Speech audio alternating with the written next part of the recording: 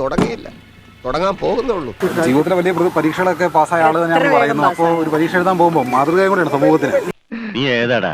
കാര്യം ചോദിച്ചോട്ടെ, എന്താ കാര്യം? ഹേമ കമ്മിറ്റി റിപ്പോർട്ടുമായി ബന്ധപ്പെട്ടുകൊണ്ടേ സിനിമാ മേഖലയിൽ വലിയ ചർച്ചകൾ നടക്കുന്നുണ്ട്. എന്റെ രോഗം നമുക്ക് പൊടിയിട്ടാ അനക്ക് എന്താണ്ട് വേണ്ടത്? അപ്പൊ അതിനകത്ത് അങ്ങയുടെ പ്രതികരണം എന്താണ്? ഇങ്ങനെയൊക്കെ പറഞ്ഞു കേൾക്കണുണ്ട്. വേണ്ടടാ മോനെ, പൂരം കുറെ കണ്ടടാ ലോട്ടേട്ടൻ. പറഞ്ഞു കേൾക്കുമ്പോൾ അതിൽ നിന്ന് എന്താണ് അങ്ങക്ക് തോന്നുന്നത്? എന്താണ് ഇത് എല്ലാ കാലത്തും ഇങ്ങനെയൊക്കെ നടന്നുകൊണ്ടിരിക്കും. ഇടയ്ക്കിടയ്ക്ക് ഒരു എരിയും പുളിയും ഒക്കെ വേണ്ടേ? മനുഷ്യനെ കളിയേക്ക ഈ എരിവും പുളിയൊക്കെ വേണമെന്ന് പറയുമ്പോൾ ഈ ചലച്ചിത്രമേഖല സ്ത്രീകൾ വലിയധികം ചൂഷണത്തിന് വിധേയമാകുന്നുണ്ട് എന്നുള്ളതാണ് ആ റിപ്പോർട്ടിലേക്ക് കണ്ടെത്തിയത്. അതിന് ഞാനെന്ത് വേണം? അപ്പൊ അതിനോട് എന്താണ് പ്രതികരണം? ആ പ്ലാൻ മനസ്സിരിക്കട്ടെ, വർക്കൗട്ട് വേണ്ട. അതെന്തെങ്കിലുമൊക്കെ സർക്കാർ വേണ്ടതുപോലെ ചെയ്യുമായിരിക്കും. താൻ വലിയ കടുവയാണെങ്കിലേ അതിനെ പിടിച്ച കിടുവയാ ഞാൻ. പുതിയ നടിമാരുടെയൊക്കെ വാതിലിൽ വന്ന് മുട്ടി എന്നുള്ള ആരോപണങ്ങളൊക്കെയാണ് അവർ പറയുന്നത്. അത്തരത്തിൽ എന്തെങ്കിലും അനുഭവം ആരെങ്കിലും വന്ന് അങ്ങോട്ട് പറഞ്ഞിട്ടുണ്ടോ? അതറിയില്ല, സത്യമായിട്ട് ഞാൻ മുട്ടിയില്ല.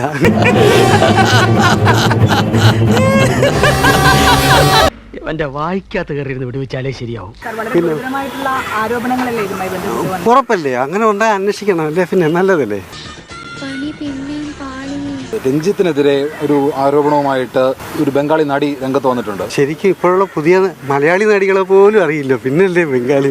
നീ എന്ത് വിചാരിച്ചിനി? കൊമ്പളക്കാരൻ നിത്യാനന്ദ ഷെണായി വെറും ബഗടനാന്ന? നീ പഠിച്ച സ്കൂളിലെന്ന ഹെഡ് മാസ്റ്റർ. ചലച്ചിത്ര അക്കാദമിയുടെ നേതൃസ്ഥാനത്തിരിക്കുന്ന രഞ്ജിത്തിനെതിരെയാണ് അത്തരം ആരോപണം. ആർക്ക് വേണ്ടി എന്ന് പറയാലോ? പ്രധാനമന്ത്രിയുടെയും മുഖ്യമന്ത്രിയുടെ ഒക്കെ പേരിൽ ഓരോരുത്തർക്കും എന്തും പറയാലോ.